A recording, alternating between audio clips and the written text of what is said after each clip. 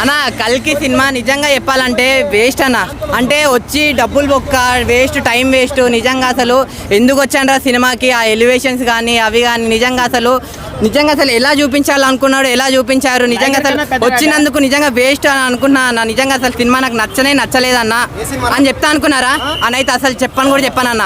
ఎందుకంటే సినిమా అనేది నాకు చాలా అంటే చాలా బాగా నచ్చిందన్న. నిజంగా ప్రభాస్ అన్నని అంత హైట్లో చూడడం అనేది నాకు చాలా అంటే చాలా బాగా నచ్చిందన్న. ఆ ఎలివేషన్స్ కానీ డైరెక్టర్ గారు నాగశ్విన్ అన్న అంటే మీరు మా అందరికి ఎలా చూపించాలనుకున్నారు, నిజంగా వేరే లోకానికి తీసుకెళ్ళిపోయారు అనమాట. అలా ఉంది. నాకైతే చాలా అంటే చాలా బాగా నచ్చింది. ఆ ఫైటింగ్స్ ఏందన్న, నిజంగా ఫైటింగ్స్ అయితే ఊరా మాస్, బాహుబలి, RRR, KGF అంతకు మించున్న ఫైటింగ్స్ ఉన్నాయి. నిజంగా నాకు చాలా అంటే చాలా బాగా అనిపించింది. నెక్స్ట్ ఆ ఎలివేషన్ సీన్స్ ఉంటాయి చూడండి, ఒక్కొక్క సీన్ అయితే ఒక్కొక్క ఆనిముత్యం లాగా అనిపించింది సినిమాకి. అన్న కమల్ హాసన్ గారిని అంటే అసలు కమల్ హాసన్ గారిని చూసి ఇతను కమల్ హాసన్ అని చెప్పి అలా అనిపించింది. తర్వాత మా ఫ్రెండ్ చెప్పినారే ఇతనేరా కమల్ హాసన్ అని చెప్పి.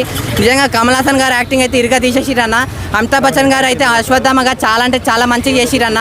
ఓవరాల్గా సినిమా అనేది నాకు చాలా అంటే చాలా బాగా నచ్చింది. నిజంగా చెప్తున్నా కదా, ప్రభాస్ అన్న ఒక్క టాలీవుడ్నే కాదు, హాలీవుడ్, బాలీవుడ్, మాలీవుడ్, కాలీవుడ్ ఉన్న అన్ని వుడ్ని నిజంగా చితికి పాడేస్తాడన్న. అంత బాగుంది సినిమా అయితే. వేరే లెవెల్కి వెళ్ళిపోయాడు. 1 కోటి, 2 కోట్లు, 3 కోట్లు కాదు, 1000 కోట్లు, 2000 కోట్లు వస్తాయన్న సినిమాకి. నిజంగా సినిమా అయితే వేరే లెవెల్ ఉందన్న. అంతే. Thank you.